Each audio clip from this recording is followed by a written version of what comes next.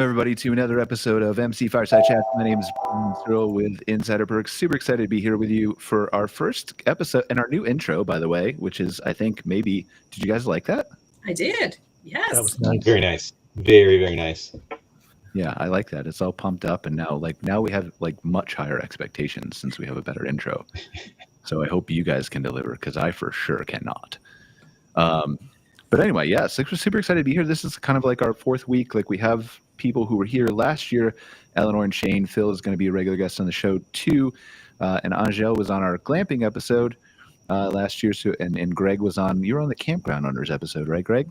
Yep, correct. Yep. So we've kind of shuffled things around to give kind of a different perspective here. But I think our intention for the show is RV industry, but also a little bit of outdoor rec and some other things that we might talk about, and just kind of having good conversations, but generally around kind of that theme that is on my phone somewhere that I haven't memorized yet. But by week 22, I should have it fairly down, mediocre-wise, to where we have. But the idea is to have a topic, right? Every time we're coming together. And so I know RV industry was probably like the closest thing we had to a topic when we talked before. But I think we just want to talk a little bit more about outdoor rec and blend some of that stuff in and tie all that together. So we'll have some special guests from time to time. Normally we have two.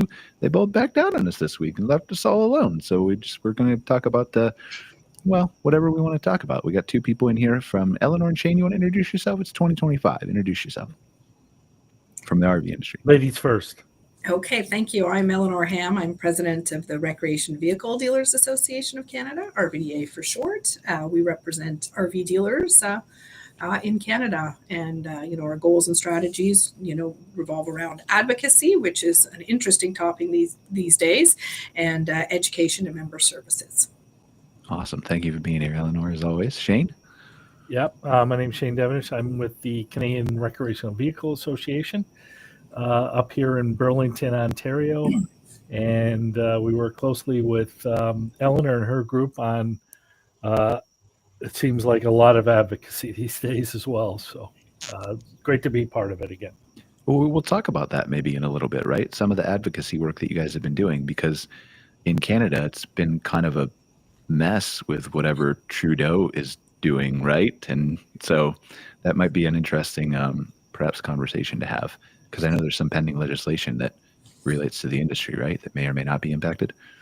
But anyway, we can talk about that. And then I want to hear about the shows and how things are going. If you've heard anything from the States counterparts, maybe a little bit about how your show is still a couple months away, right, Shane? Yeah. But any early hints on how that might be going. But Greg and Angele, do you want to introduce yourselves briefly? Angele, feel free. Take it. All right. So, hi, everyone. My name is Angele Miller, and I'm one of the co-founders for Creekside R&R Glamping. We are a glamping outdoor resort in New Brunswick. And we also focus on a lot of outdoor activities, Nordic spa, a center for yoga meditation. And it's a pleasure for me to join all of you here today. Awesome. Thanks for being here, Angele. And Greg? Yeah, last and certainly least, Greg Emmert from Camp Strategy. We are a consulting group here in the States. I'm the only one on the show stateside, so that's interesting. Please do not blame me for what happens down here. I am but one person. I have very little control, and I will say this: love the new intro. It's a good thing the camera's off when that's on, because I'm popping and locking in the background, and I won't do that on the screen because some people may find it offensive or scary. But I am very happy to be here. Thanks for having me back on, Brian. Yeah, it's good to see that you're alive from your flat tire incident yesterday. Yeah, that was fun time. Get hit on the side of the road or something. So yeah, glad to have you here. So I think we're going to have to find a cadence with each other here, right? And so my vision here was there are so many, you guys have heard me talk about this on multiple shows before, right? There are so many things between the RV industry and glamping and campground ownership and consulting that overlap with each other. They all impact everything that we all do. And Shane, you know that better than anybody, being the former executive director of CCRVA now, right? You know how closely related these things are, maybe more so in Canada, because everybody works together and is nice to each other up here. Not that doesn't happen in the United States, but perhaps not as the industries aren't as close. Would you agree with that, Eleonore? Just not that they they disagree with each other, RVDA US and Arvik, for example, or Ojai, whatever their name is now. Sorry, it'll take me years to get used to that too. But they're like, you're more closely intertwined up here and interlocked, aren't you? Is that fair to say? Well, I would say, I mean, because we sit on each other's respective boards or are guests at each other's boards, I attend Shane's meetings, I attend CCRVAs, we all attend Go RVing. The industry is obviously smaller than what it is in the United States. And the kind of the four core associations do work very closely together. I can't really comment on what's happening in the US. I mean, I know that RVDA and RVIA work closely together. I know they have conversations with Ojai, but I don't know if they have the same. I really can't comment on whether they have. Yeah. I'm not saying they have a bad relationship. I'm just saying it's more close because of what you just said, right? It's just more. It's different up here, I guess. Not worse or better, just different. Yeah. So I mean, that's kind of my vision, right? And I want to see how this kind of plays out. But like, obviously, glamping has a big role to play with outdoor rec and consumer behavior. And we know there's a lot of crossover between people who try glamping for the first time, or maybe, have come from the RV side or want to go to the RV side. We know that there's lots of, people that Greg deals with from a consulting standpoint. Again, campgrounds that have glamping, obviously they're RV sites. We know that. We don't need to explain that. But so I just think there's some good conversations that we can have as we flesh that out. That will require me to do perhaps some more study on what my actual vision was that ChatGPT came up with 7 months ago that I don't remember.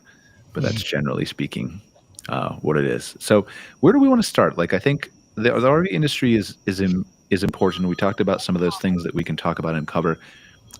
Is there anything, Greg or Angele, on your minds that you've seen come across your desk that's kind of important that you think we should talk about first in glamping or campgrounds?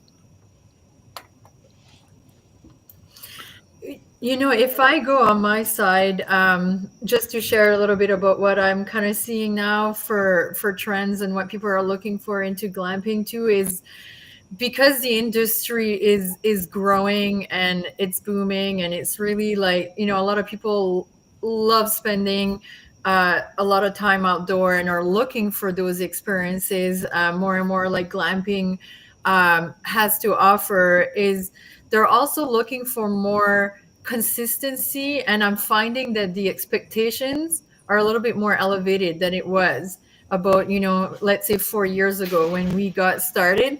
When we got started, people were just, glamping was a new kind of type of beginning industry for us anyway in our region, and people were just excited to get outdoor and experience being in your own glamping unit and kind of have the elevated camping experience where they come and it's kind of a resort type amenities, but they still can get to barbecue and lay in a hammock and do all of what you get to do when you go camping. But now what I'm finding is people's expectations on the level of experience is so much more than what it was 4 years ago. And now they're asking, they kind of have a list of requirements that they're asking when they call. So either it's like a hot tub or it's a sauna. Now it's the sauna. We have so many calls where people are not just asking for a barbecue.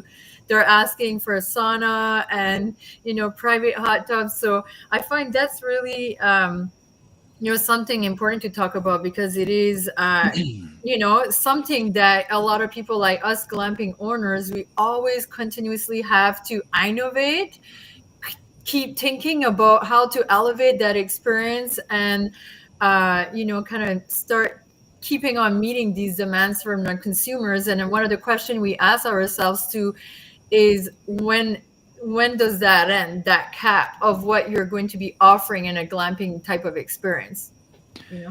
Yeah, I think it's really interesting. And that's actually a really good place to start, because I think that lends itself well, what you just said, to a crossover between our two industries, right? We've seen, and I'm sure Greg would agree with me, we've seen a trend towards more luxury, picky, I want the best experience type stuff in the RV park space too. And my camera is still flickering. That's fun. But anyway, it'll make me look better the less frame rates I'm on camera. So we'll figure that out next week in the new studio. But like I think we've done some studies with this with Scott Barr too, who, if you don't know, does the North American Camping Report for KOA, also helps us produce our 2 monthly reports that we're going to put out, where I think we're going to resume them in February. We just took a month off for January for the holidays. But we've done a lot of data research into the fact that, you know, now people are looking for more like best campground near. They're looking for more experiential type things that actually are difference makers. And part of that is a relation to the economy, we think, in that, you know, you're maybe camping less nights or glamping less nights, you know, maybe taking, you know, 1 vacation or 2 vacations instead of 3 or 4. And so you have the ability to be a little bit more picky with what you're choosing. And like, you want that 1 vacation, if that's the only one you're going to take all year, to be really special. So you take longer, and maybe the booking window changes, and you do more research, and you call and ask more questions about hot tubs and saunas and RV, you know, park amenities and things like that. Because you're like, you should have a right to have your dollars go to something really exceptional. And I think that's what we've been counseling our clients on too. And then I'll shut up because I've probably been talking for too long. People might tune out. So I think we've been counseling our clients on that too, that it's a different economy and a different market heading into 2025. I'm comfortable that our industry as a whole will be just fine, but also it's not going to be a Kevin Costner build it, they will come moment anymore, like it was for the glamping industry a couple years ago. And really the same thing with camping over the COVID years, 2021 and 2022. It's going to be a situation where you really have to prove your worth. You have to do your marketing. You have to show why you're different. It's not enough to have a swimming pool and miniature golf course anymore. Why? Like, everybody has a swimming pool within, like, all the hotels do, all the campgrounds do. You've got to have something that sets you apart. It doesn't have to be $1 million water park, but it's got to be something. Would you agree, Greg? Absolutely. Yeah, man. You know, you are preaching the same message that I try to get our clients on board with. It's about driving your marketing and driving the guest experience from your why. You know, why do you exist? And why is not to make money? Why is it you need a philosophical and aspirational approach to your business that then you communicate to those guests. That's the type of thing that creates a connection, a bond between your guest and your place, your guest and your staff, your guest and you, because you're selling your park, you're selling your experience, but especially as a hands-on owner operator, man, you're selling you. I felt like a celebrity in my park when I owned it. And there were plenty of days that I didn't want that. I wanted to just crawl under a rock and go dig a hole, fix a water leak or something. But you got to embrace that. You have to dive into that, because if you don't have that uniqueness, just exactly what you're discussing, Brian, if you don't have that, why are they coming? Every park I go to has if I went on, and I was a KOA, so I felt really like I really have to figure this out, because if people go on a road trip and they're KOA campers and they stay at, I don't know, 8 or 9 KOAs as they make a transit through the states, seeing different things, they see yellow shirts, they see cabins, they see the guest maps, they got a pool at every park, maybe they got a bounce pad at all the parks, maybe they got so what in the world am I going to do? After a while, it's like the perfume counter, right? You walk past and they keep spraying you. By the time you get to the end, you're like, I don't know what smells like what. It's all exactly the same. What in the world am I going to do? Yeah. So you got to figure out a way to differentiate. And as you know, mine, I always go back to conservation type activities, because they're inexpensive, and the natural world is something that really binds us. Even the people who are afraid of spiders or snakes or what, they will gravitate towards it if you give them a safe way, a way to feel safe and do it at the same time. So that's how I did it.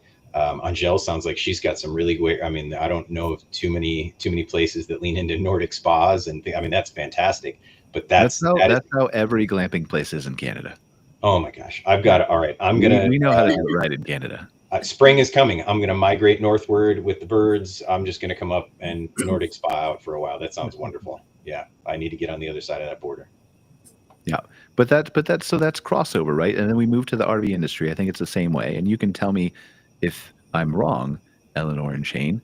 But I think it's the same way when you talk about manufacturers of RVs. I think there's now more of I have a choice lots of things are back in stock now. I have the ability to go to the shows or go to the dealerships and see all the different models and all the different things that are available to me. I'm going to be more picky now.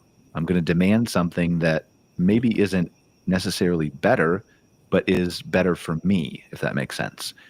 And so I'm going to ask questions about the features. I'm going to ask questions about, the mileage, if it's, model like that. I'm going to ask questions about the electronics and all that. And I'm going to be more picky. I'm going to maybe take time to make a decision. Is that fair, Eleanor, Shane, whoever wants to take that? Well, I mean, I think obviously consumers are doing a lot more research than they were before. They have, like you said, they have more options, potentially available than they did during the pandemic, because dealers do have inventory on their lots. And it's the experience, as as Angele had said before. People are coming for experience, and they want to experience. They're not just necessarily camping, they're going to experience things, whether it be outdoors.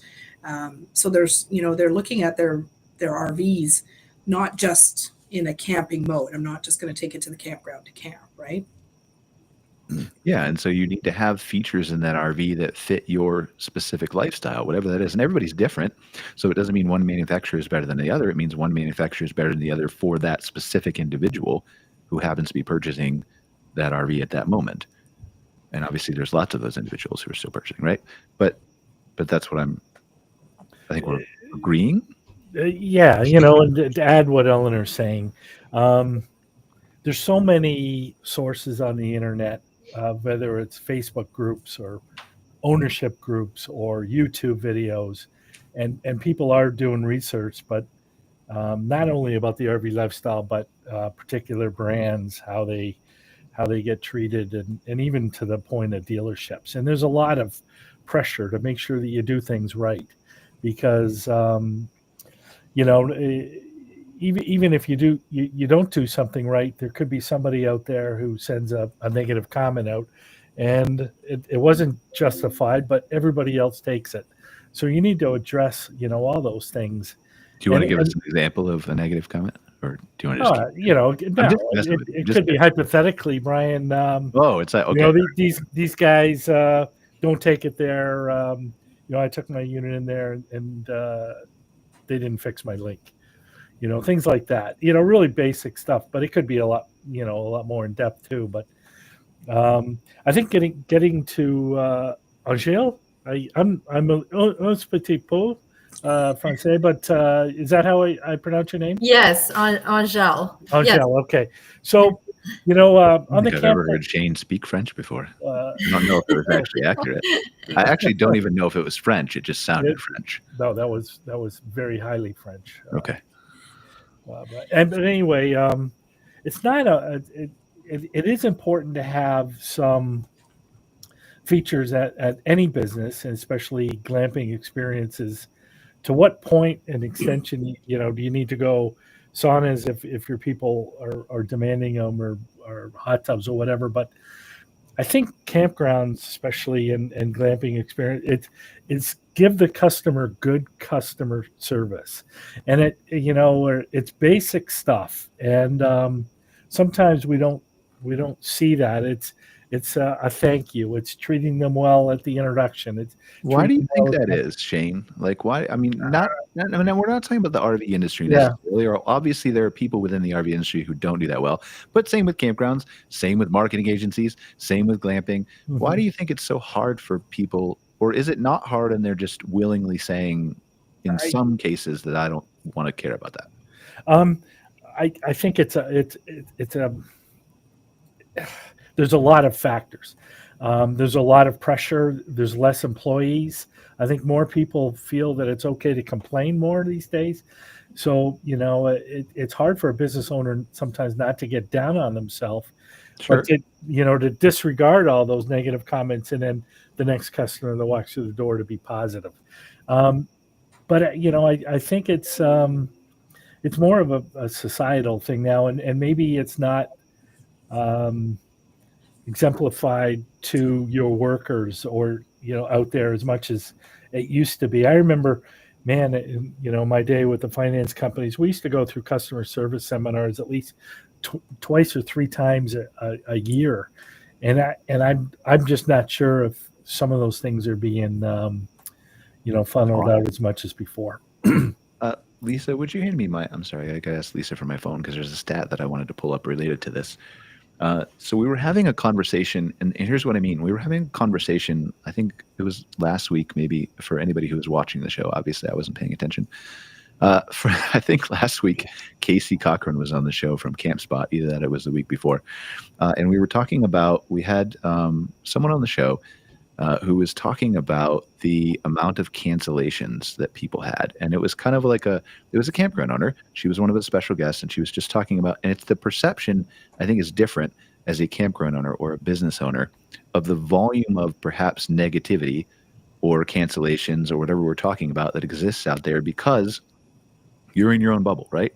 And because psychologically wise, and Harvard did studies on this, right, especially for negative reviews, but when you hear something bad, your mood goes down and stays down much longer and then comes back up versus hearing something good and then you kind of go right back to your happy medium place, right?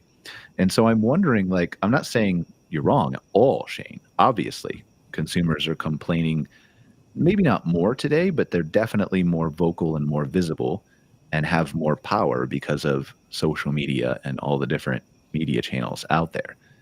But I'm trying to find this stat because Casey was kind enough to look it up for me afterwards, and apparently I just talked to him too much on Slack, so I'm trying to scroll up through here.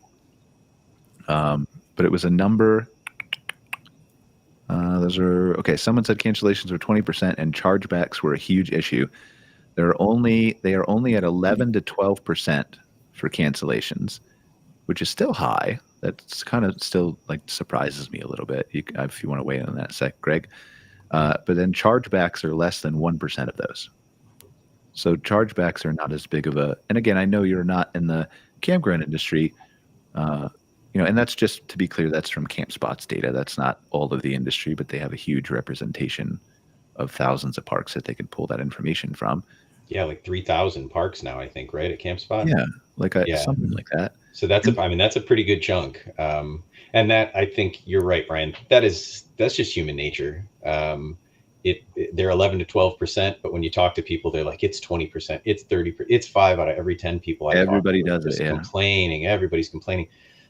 It's just part of who we are as creatures, and that can be hard to get around, especially, again, going back to those owner operators. When you're out there and you are in it every day, to kind of go back to what Shane was saying, maybe it's just because you're so mired down and tired and trying to wear every hat. And I know until I got my park organized, I never got my park organized. I felt like I was wearing all the hats right up until the end. I'm not gonna lie to anybody. When something like that came through, it feels very personal, and it sometimes is really hard to separate. But and seeing stats like that, I bet you could show that to owners all day long, and they go, no, it's much higher at my place. But they've never actually sat down with their reviews. They've never done the data. And it's hard because now you're operating on emotion, and really, in order to get your work done and run a successful business, you somehow got to remove emotion. But that's like telling somebody, be less human when you run your. Yeah, I don't think the answer is less emotion, for the reasons you just said.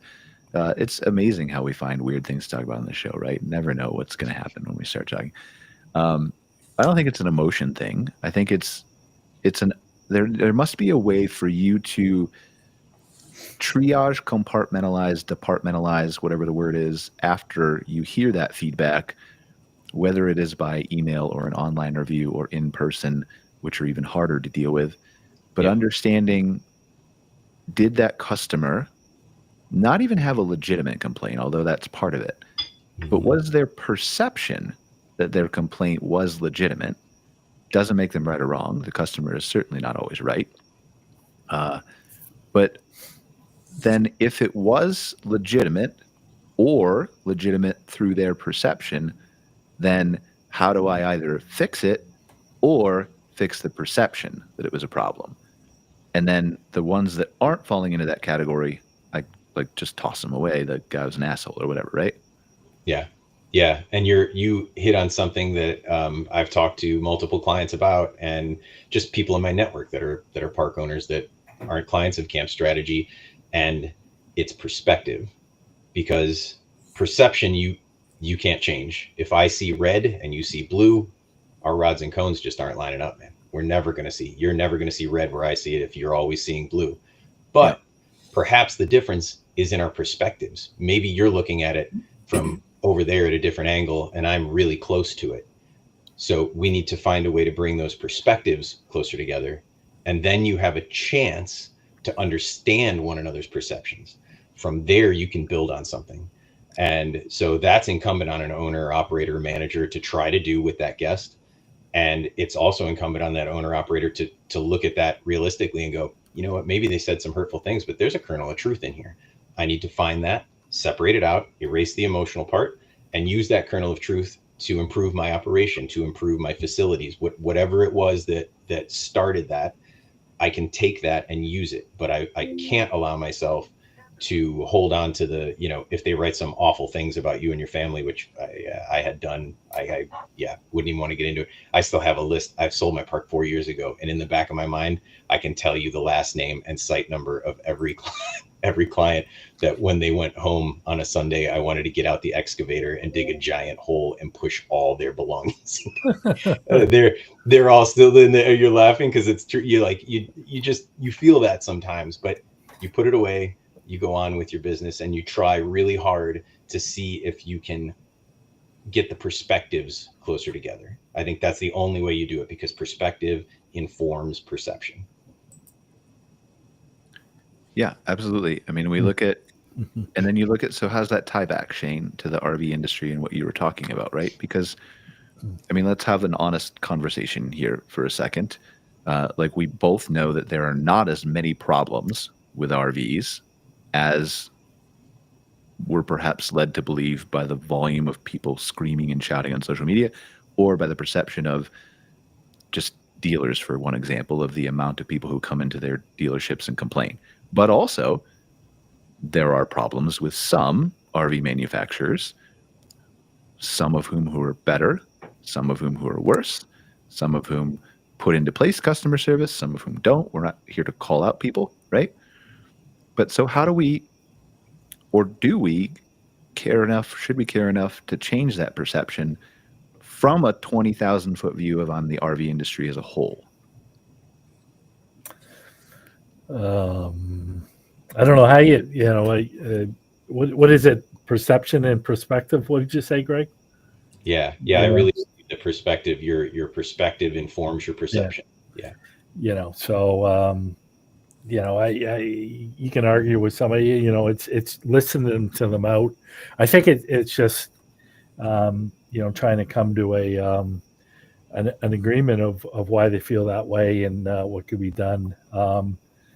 But not even to the individual, right? And I'm sorry, I didn't interrupt you. Not even to the individual, because we're not going to solve, like, some people, as we just talked about in campgrounds, are just assholes.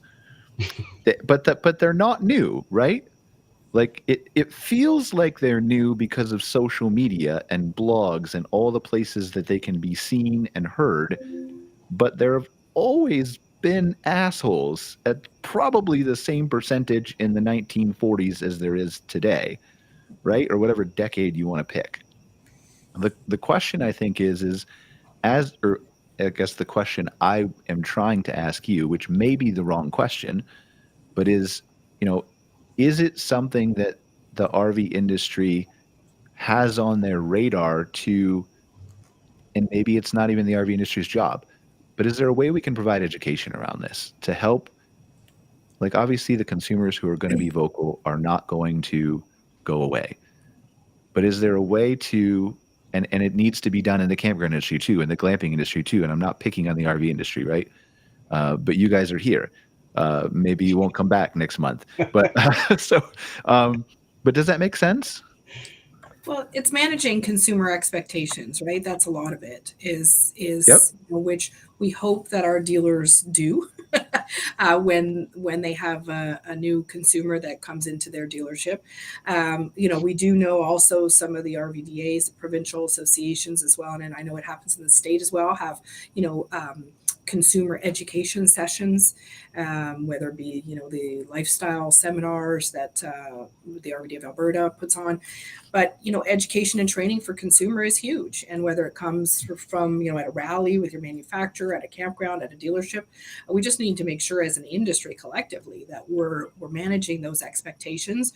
We're letting people know what's available. I mean, even for Angele, right? She might be like, no, these sites don't have saunas, because we're limited with I don't know, space or water, or what have you. But just to manage that so that when people at least are going towards their experience, they know what to expect, right? I mean, I think that's a big part of it, like what you're talking about, right? And I think that, but I guess perhaps that's too arrogant, because I don't really know the RV industry like I know the campground industry.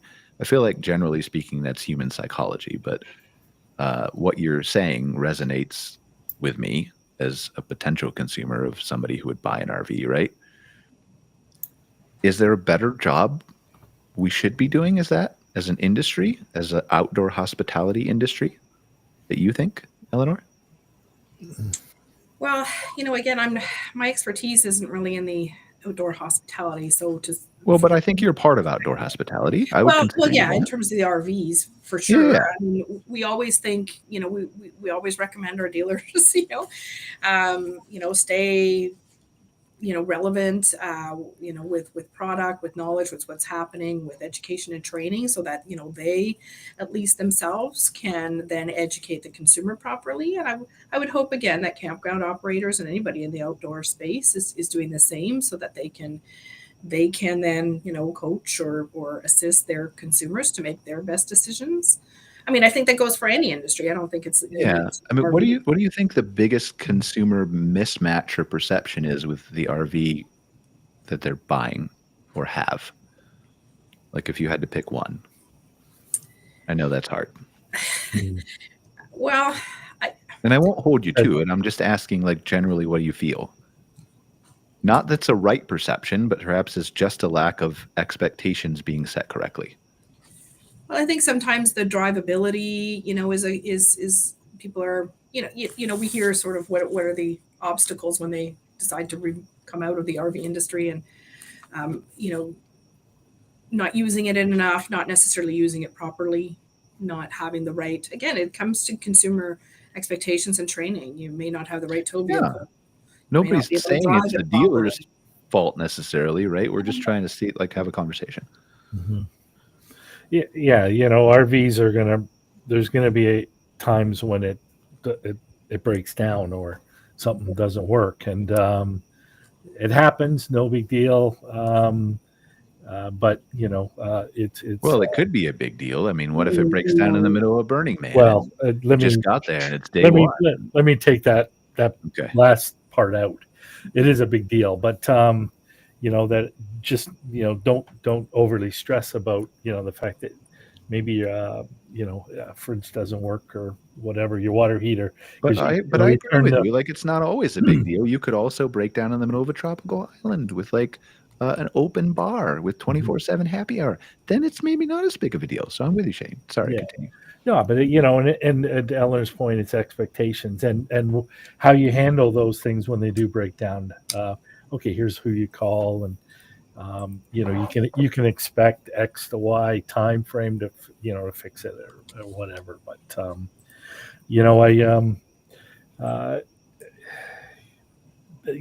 things are. I think there's a lot of focus on the RV industry to to maybe build quality units, and I think we're starting to see that. You think it's getting better? I mean, I don't know how bad it was, to be clear. That's maybe the wrong statement, right? There was, I think I don't think it was. There was more instances during COVID, I think, but even then, but there was more got people, overblown. Right? So, more people. There was more units built.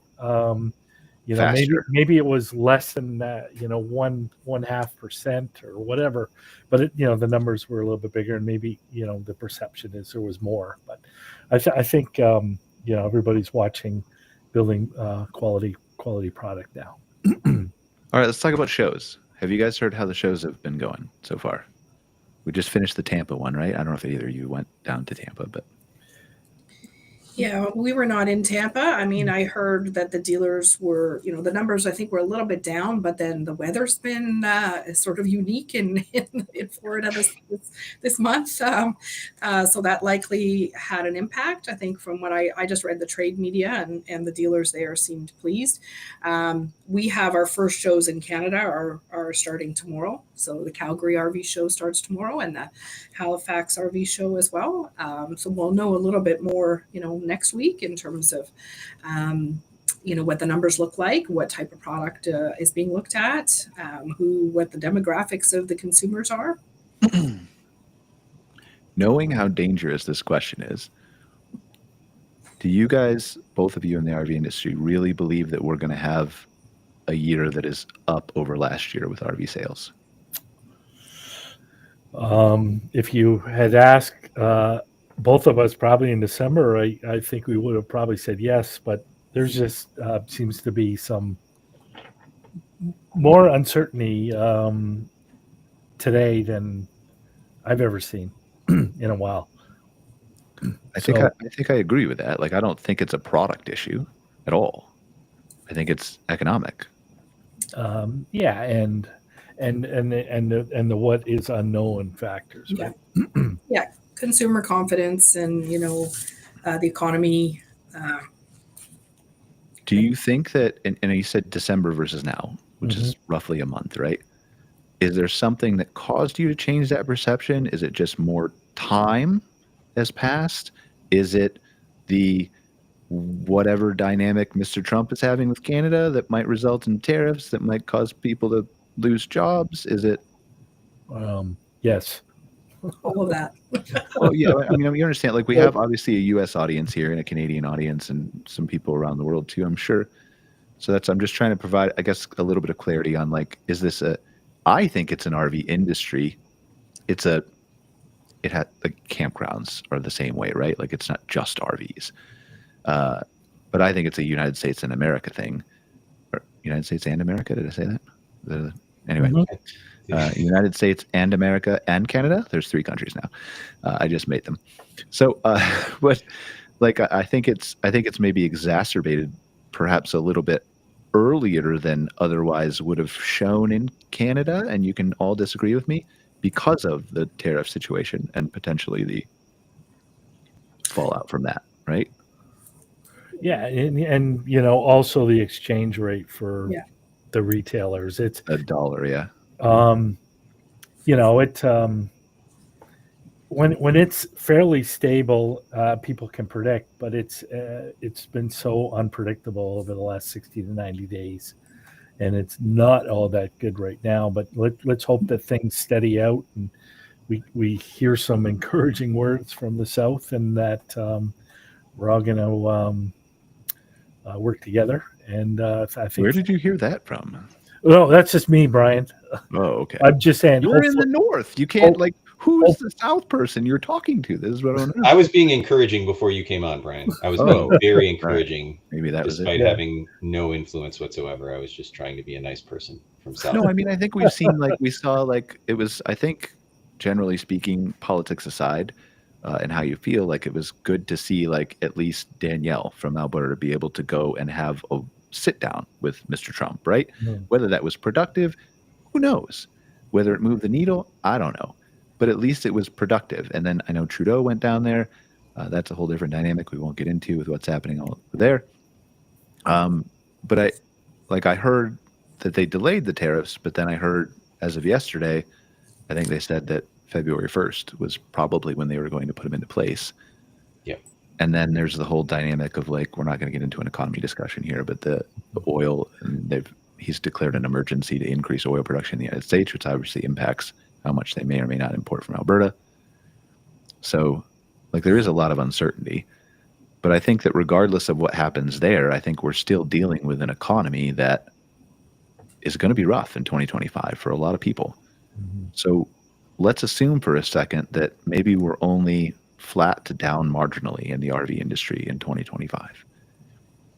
how does that impact the industry? If we, well, I think if we're flat or down only slightly, I think we'd all be ecstatic. Okay. What do you realistically then?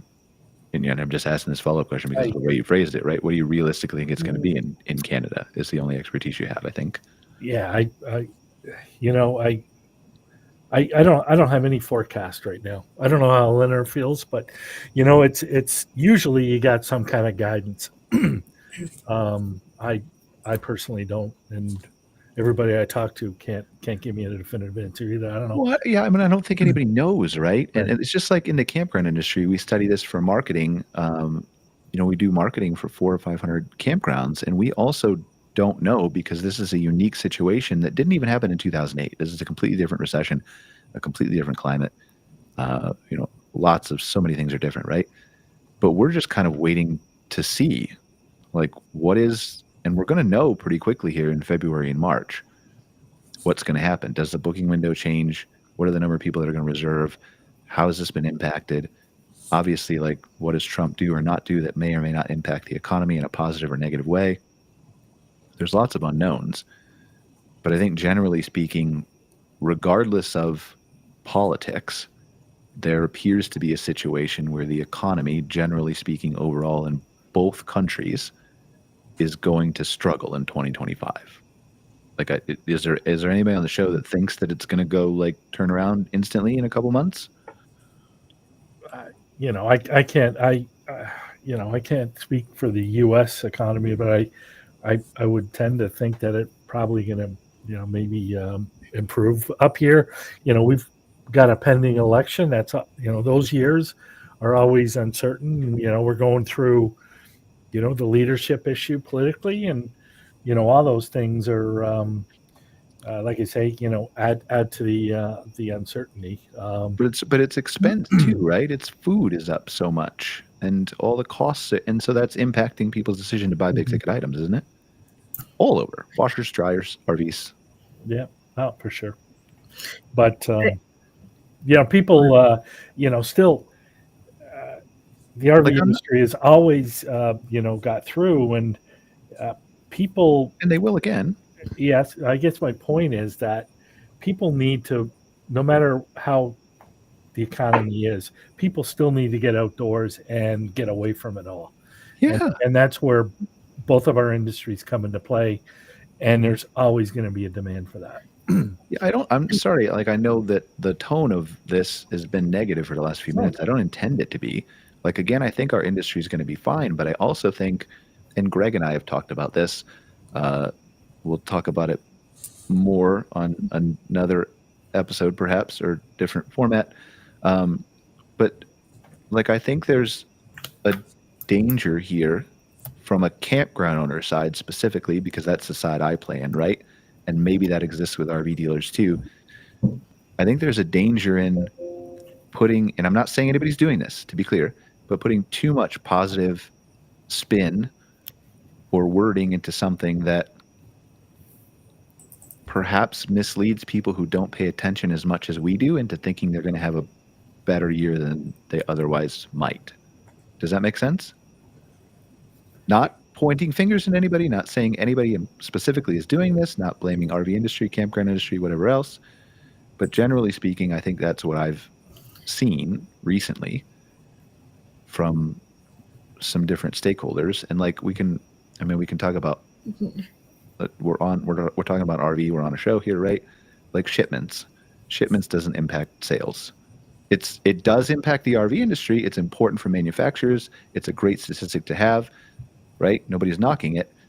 But I think there's a danger from a campground owner perspective that doesn't understand what that means sometimes, which is not the RV industry's fault, to be clear. It's a campground owner expectation, whatever problem, that maybe these numbers that are frequently touted, that shipments are up, means that more buyers are going to buy, and that shipments perhaps are up because people are pulling things off the lots. And they're still buying. We've seen anecdotal evidence at the shows, right? But they're not buying in the same numbers. And so I'm just kind of worried here that some campground owners and glamping people are going to go into the 2025 with, as we've talked about for this whole show, expectations that perhaps don't match what they should, positive or negative?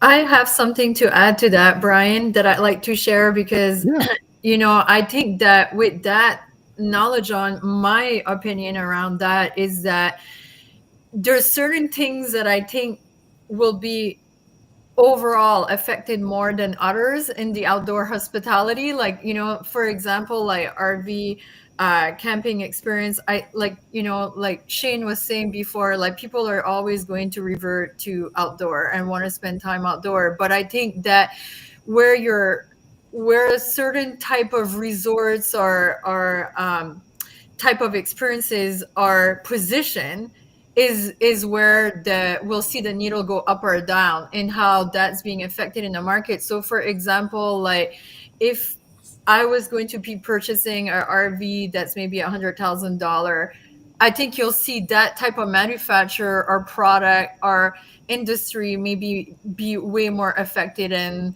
you'll see a decline in those type of RV experiences versus like, maybe like a $20,000 type of RV. I think there's certain things that will strive and certain that won't in this type of possible economic situation. And it's the same thing in glamping that we're already seeing the needle being moved. So for example, there are glamping resorts that are, charging, $400 a night. And yes, they do have a nice experience, but I think when people go out glamping, they'll make a decision. Do I really need to spend $400 to still have the experience I can get if I go somewhere and spend $200? And I think this is where the hospitality industry, in my opinion, as outdoor would stay strong, but certain things will be stronger than they were and certain things just won't. I think it'll kind of level out depending on the type of product, the type of experience, the type of glamping. I still think that people will revert to these type of experiences before going to like resorts or hotels or things like that, unless it's a need, depending on price point. I think people are reverting more to outdoor RV, camping, glamping, but also where the needle will be moved, and those ones that will have the hit a lot more will depend on the caliber of price point and experiences that they have to offer in that industry as well. So how do we tell that story, Shane and Eleonore, because I know it exists. I know what she just said is true. It must be.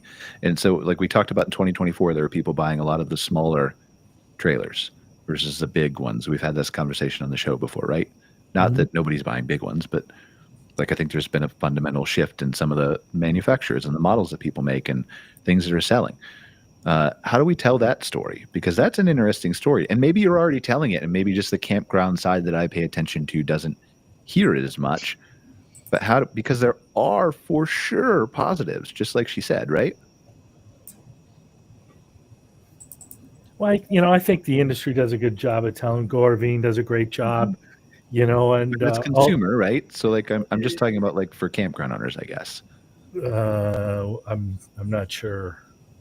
I mean, I don't know that there's an answer. I get because you're right. Go RVing does an excellent job, but they are mostly consumer facing. And so that I think is covered. They do, again, in Canada and the US, I think they both do a great job with their marketing and their reach and bringing new people in and their campaigns that they have and all that stuff.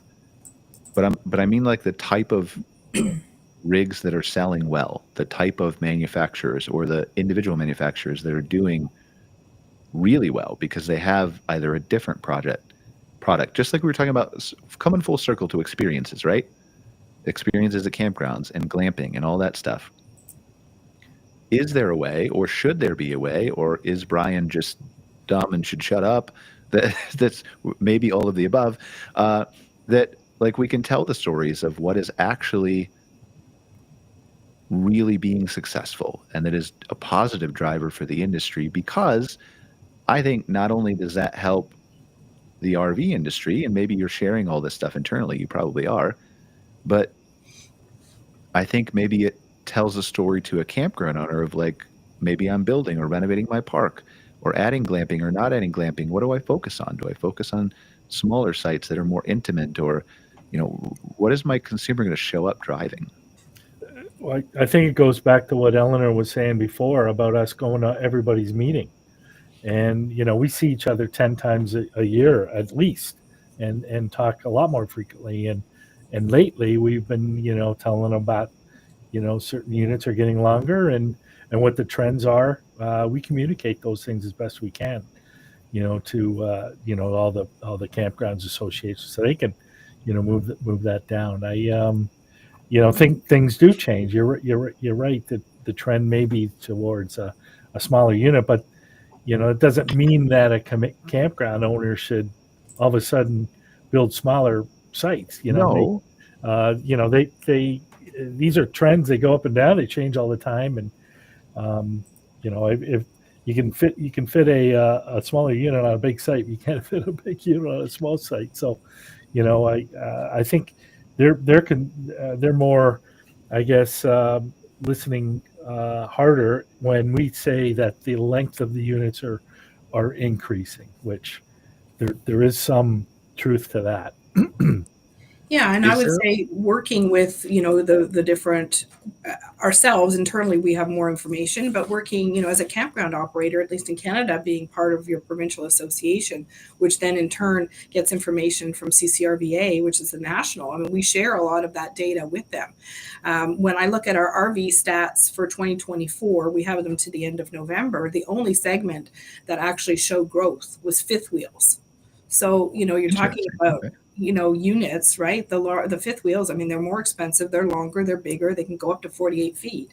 So, for us to share that with CCRVA and then in turn CCRVA distributing that, through their provincial associations, that's where I think the campground operators need to look to try to gain some insights and participate in some of the education that's available to them through their provincial associations.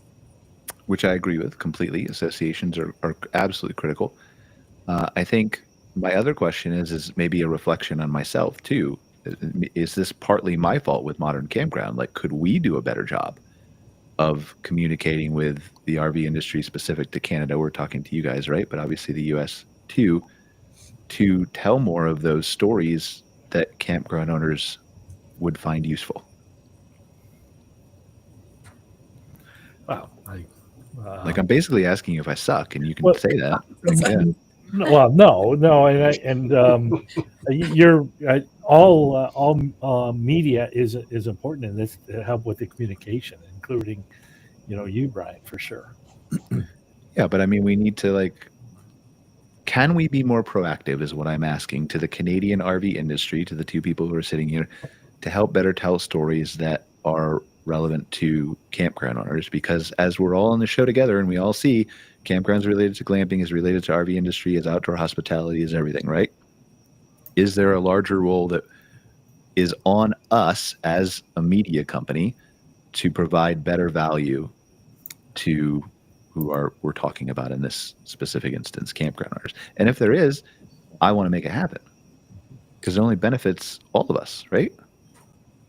Yeah, well, I mean, I don't, I'd have to have a look at what you're currently providing and to see if we can identify any areas where we can supplement that with additional, resources and knowledge that we produce that might be helpful for the campground operators. Okay, let's think about that then. I don't want to add work to your plate. We both know you do 2 billion things a day, Eleanor. So I'm willing to do the work, right? Maybe there's story ideas or suggestions or things like that, but yeah, I'd love to tell more of those stories because and Greg, you tell me if I'm wrong, because we're both in the campground industry side, and I'm obviously an American who immigrated to Canada, but we read Modern Campground, we read Woodall's. And I don't read RV business because I'm just not as involved in the RV industry, and so I'm sure there's much more of these stories there. But from a campground owner side, those are the two basic news resources besides the Facebook groups, right? Yep. So I feel like the only news we get from the RV industry is that shipments are up every month. And then the rest of the stories are about campgrounds, which, to be clear, is not the RV industry's fault. That's a coverage issue because there's very clearly more things going on in the RV industry than the fact that shipments are up or down or whatever they're doing, right? Yeah. So that's what I'm trying to say. Like, I think is on us to change. Is what Yeah, we're I think that's fair. I mean, I also think you guys and Woodall's, I think you guys do a great job of covering the industry, putting out relevant data. But you know, you lead the horse to water. It is sort of incumbent on the owners, on the operators to read that, to pull out what's good for them, to take it on in a way that is beneficial to them, whether it be good news or bad news. There has to be some ownership on the side of owners. The reader. Yeah. I mean, because but are we producing the content? Like, again, I don't even read my own daily newsletter because I don't have time. Sorry, Akari. So that's why it's so bad. But like, but is it like? Am I wrong? No, it's not. It's not. Like, I feel like the only thing we see pushed from not pushed because that's the wrong word, covered on a repetitive, regular basis in Woodall's and Modern Campground is RV shipments. When it comes to the industry itself, when it comes to the industry itself, yeah. Obviously, we cover manufacturers and new models and things like that, right? Yeah. And news about those people that are one time. Yeah. So that's what I think we can do a better job of, because, like, again, we sit here and we're talking about perception, and I'm pointing the finger right back at myself because my perception is that the only thing the RV industry pushes is that the good news that shipments are up, and there's so much other good news besides that, right, Eleanor and Shane? That my perception is that we just don't see it outside of the circles of the RV industry that communicate and talk well together. So I'm pretty sure my perception is wrong, right? Yeah, I would disagree, and I don't think that's the only thing that we're sending out. No, I'm saying I'm wrong. I'm saying, yeah. You know, I think there's releases on new features and neat new models and you know how the industry's doing as a whole and economic impact and all that. I think there's more than just a monthly reports. I agree with you. I'm just saying that the campground side of the news tends to only, it appears to me, cover the shipments. And so, again, I'm with you. I 100% agree with everything you just said. I'm asking, and you don't have to give me an answer right now, but generally speaking, this is the theme of my question, is how do I help change that narrative so that we're amplifying more of the positive messages that come out of the RV industry?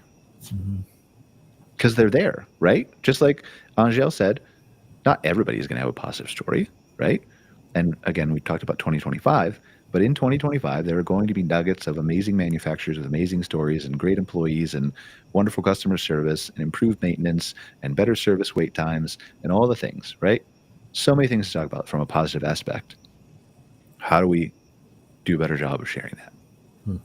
Well, it just seems that, you know, whoever's doing the research on your side needs to tap into other sources than just the RVIA shipments. Absolutely. I'm blaming myself. We're on the same page here, right? Yeah. So, but that's what I need. Like, I need, because I'm not in the RV industry, I need somebody in the RV industry to tell me how to do it better. What happened to my camera? It's like all orangey now. Oh, so the Trump thing. Yeah, you didn't hear about that. So they signed an executive order to make you all look orange, just like him. Every time you get on the camera. I'm sorry. I actually kind of like it. Yeah, that's going to be terrible. That's going to be terrible. You know what, Brian? Can I steer us a different direction? Can I ask a question? Yes. You don't care? So I'm curious. So Shane said earlier, you know, if they end up flat or maybe up a little bit, he'd feel like that's an okay thing for this year, given all the chaos, the uncertainty, right, between elections and tariffs and orange camera feeds. I'm curious to see, like, Angele, what do you see for glamping for like flip side of the coin? So if that's what you know, Shane is hopeful for on the RV side, what are you hopeful for what are you looking forward to as far as occupancy and similar, you know, looking at, you don't look at RV sales because you don't have to have an RV to stay at your place. So maybe are you looking for a big bump up this year if RV sales are flat? What are you sort of forecasting for this year?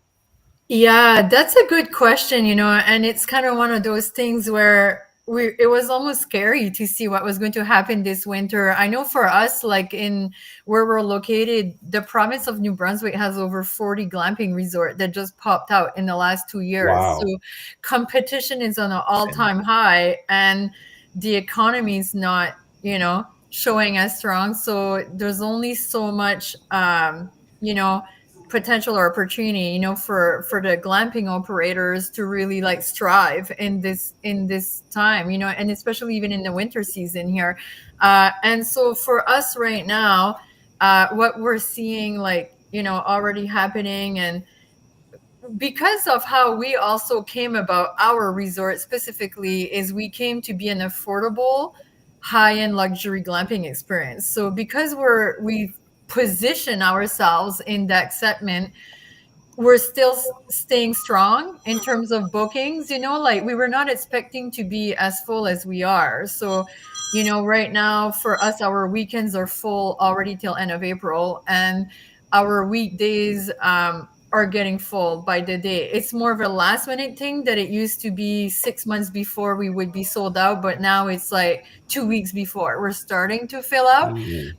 But what we're seeing is there's a lot of glamping resort we just saw coming for sale, and some that are actually decided to close out for the winter. So we're seeing the impact, but the category they're playing in is more in a high-end luxury. It's more expensive, caliber. So I think a lot of people are being conscious financially, with all the costs going up and everything. Those ones are being impacted a lot more than we would be impacted, but we've definitely been impacted more than usual. Usually for us, we'd be 100% capacity all the time.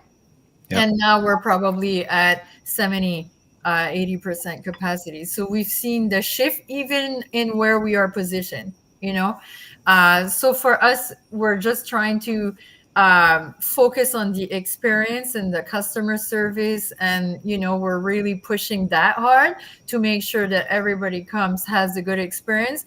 And even to jump a little bit on that, because I know earlier we were getting a conversation, people complain and there's comments, and how do you keep those customers happy? Sometimes you just can't, but for us, what's really like helping us keep that up in terms of even getting to bring a lot of people in and keep the customer service level up is when people make bookings with us, we'll ask them question. And a lot of time people, when they go glamping or they go away, is because they're celebrating birthdays, anniversaries, all these things. So we ask them question and we take notes of everything. So when the guests come back, we welcome them and say happy birthday, and they're like, oh my God, how did you remember my birthday? Like just little details. Absolutely. But little details that really bring that up for us and keep people coming back and keep us full in the time that we were not expecting maybe to be as full as we are. So we're really like pushing the bar to keep that up so that people will keep coming, in these situations.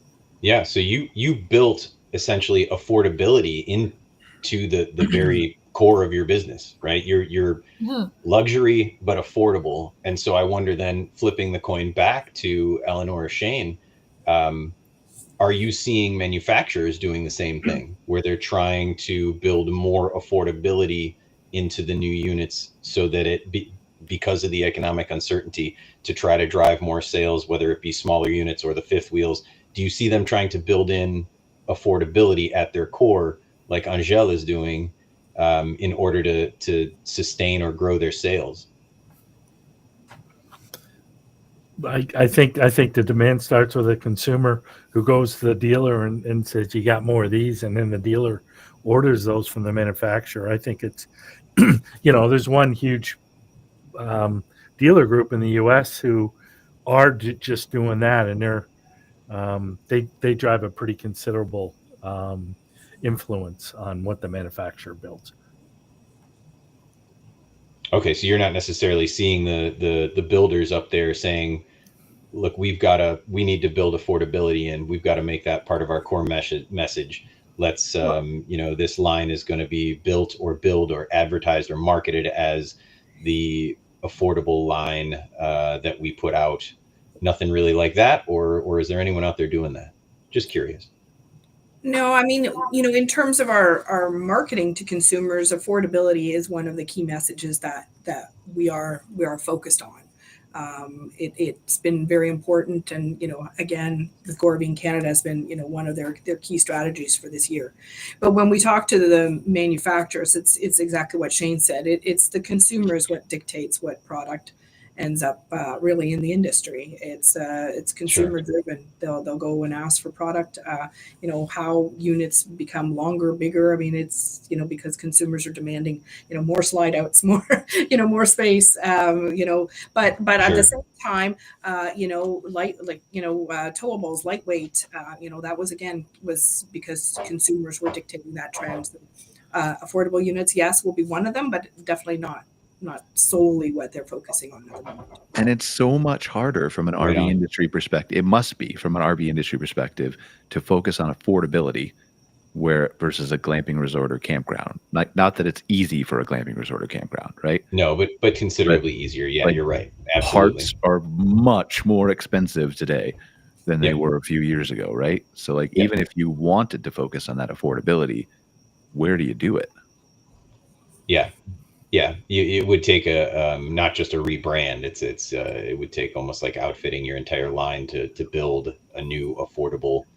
We're coming out with a new affordable line or a new affordable model and market it that way. It would be very different than being able to do it, day by day by clicking on your rates and moving them up or down. I think it's also interesting what she said, Brian, that ties back into your work with Scott, that booking window has shortened considerably. Yeah, I don't know. I'm sorry I hijacked your show. It's 7 minutes over now. So I don't know. No, it's fine. Like again, if somebody needs to drop up, but we're going to wrap up here in a second anyway. So I think that, I don't know, like just lean into the expensiveness, Eleanor. Just make it more expensive and give them an experience that they want. Like, for example, Shane greeting everybody inside the RV when they open it for the first time. They already bought it, right? And Shane is in there with like a custom sign that says, "Hey, Cheryl, welcome home." Everybody would pay at least 10 grand more to see Shane, I think. Indeed. I'm pretty sure. 10 grand US, to be clear. I'm pretty sure they're going way to more. pay 10,000 more for me not to be there, Brian. Oh, there's the value prop. Not if you had the sign. The sign is what's going to make the difference. It's the experiential custom sign. Yeah. But yeah, I mean, I didn't mean to get into such a perhaps lightly controversial discussion. I certainly wasn't trying to insult anybody or things like that. I just think sometimes we have to have these conversations among the industry and, be forthright and figure out like people like me who are sucking and can do better, right? Like how we can be better and all hold each other accountable. So I appreciate you being willing to answer those questions. Hopefully you guys will show up next month again. I'll get like emails after this, be like, "I'm sorry, Brian, your show's terrible. I can't come back." But thank you guys for being here. Eleanor, where can they learn more about RVDA of Canada? They can go to our website, which is www.rvda.ca. And Shane, CRVA? Yep, www.crva.ca. Angele, Creekside? So you can find us at our website, www.creeksidernr.com, or any of the social media site on Facebook and Instagram as well. And Greg with Camp Strategy?